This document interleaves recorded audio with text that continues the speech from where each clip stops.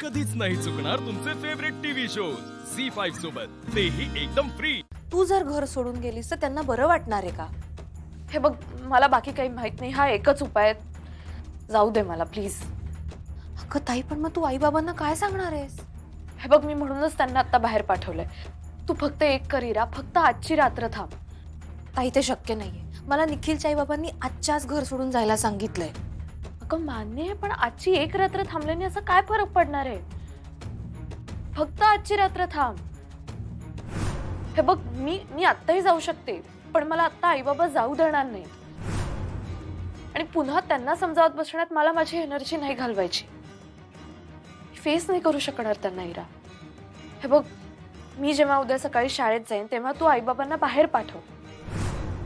आणि शाळेत जाताना मी माझं सगळं सामान घेऊनच जाईन. अगं ताई, पण तू नाही, मला ना कसं तरी वाटतंय हे सगळं. इरा प्लीज ऐक, माझा हा एकच उपाय आहे. आणि मी तुला शब्द देते, शाळा सुटल्यावर मी घरी नाही येणार परत.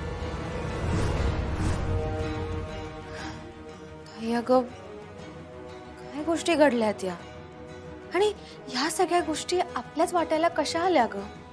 असू दे, तू तुझी काळजी घे, सगळं व्यवस्थित होईल. माझ्या संसाराचं तर काय होणार आहे मला माहित नाही. तुझा संसार सुरू व्हायच्या आधीच मोडून नाही देणार.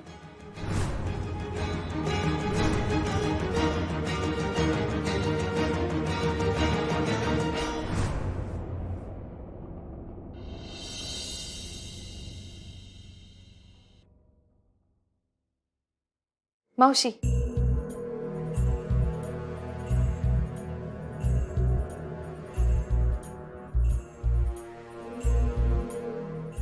मावशी, एक विचारू काय? तू बोलली काय अधिपतींशी, म्हणजे विचारलं काय तू त्यांना?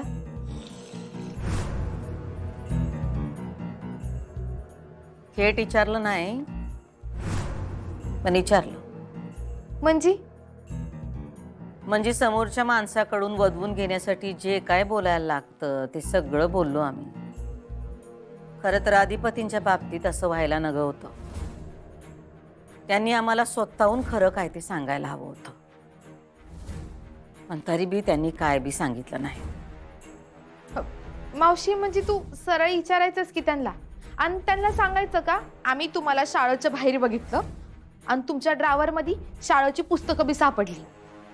हे सोपं आहे, हे तर आम्ही कवा बी करू शकतो, पण आम्हाला तसं करायचं नाही.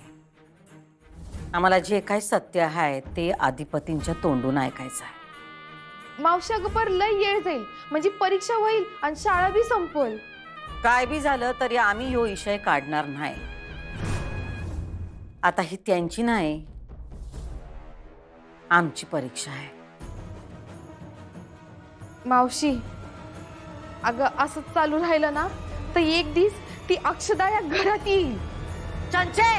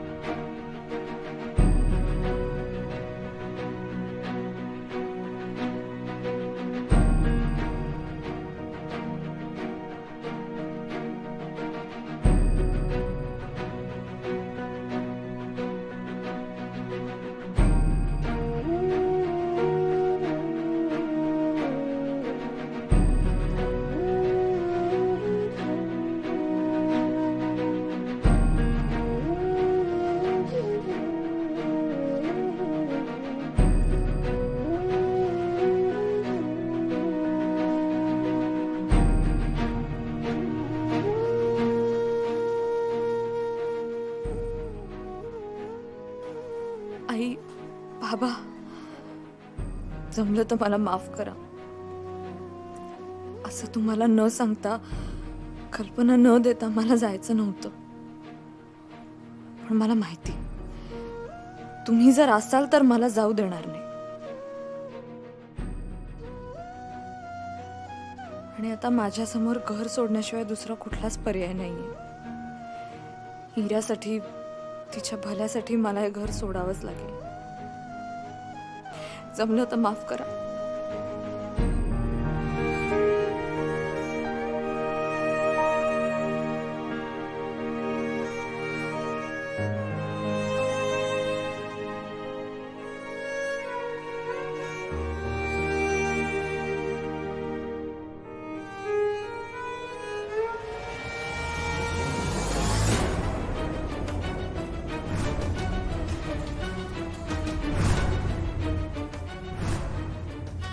निखिलचे आई बाबा आले होते इथे आणि वाटेल तसं बोलून गेले आम्हाला.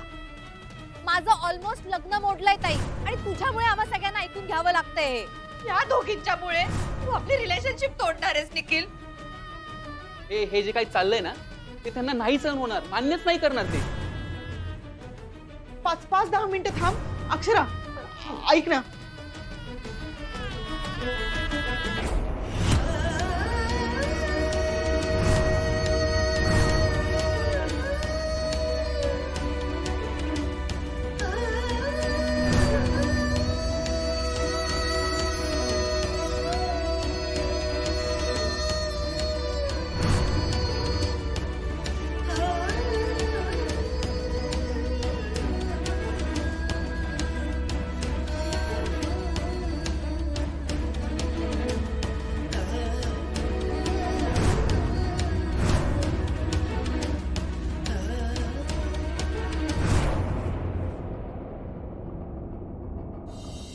अच्छा बर. नाही नाही सर मला याबद्दल काहीच माहित नव्हतं. मी आत येऊ काय? हा मी आता लक्ष घालते यामध्ये. आत येऊ काय? अच्छा बर बर. नाही मला काहीच कल्पना नव्हती सर. ओके. तर मी तुम्हाला म्हटलं ना, मी पर्सनली लक्ष घालते खरंच. तो अर्ज घेऊन आलो, तो काल बोललो होतो ना. हा हो हो हो बरोबर आहे तुमचं. इथं सगळा पसारा येतो, कुठे ठेवणार? हो तिकडे ठेवा. सॉरी हॅलो सर तुम्हाला नाही सॉरी तुमच्यावर नाही चिडले मी सॉरी. हा माझ्यावर चिडला, युटर्न मारून. हा हो मी ऐकते सर. नाही मी पर्सनली लक्ष घालते आता.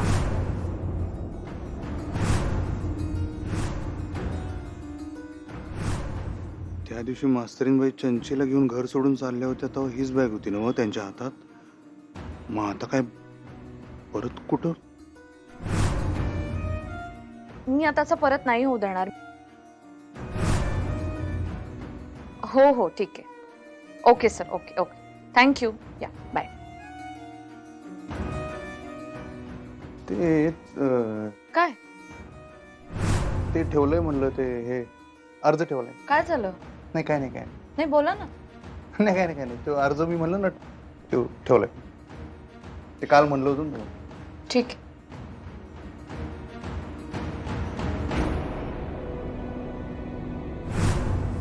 झी5 ॲप डाउनलोड करा आणि पहा सर्व एपिसोड्स एकदम फ्री.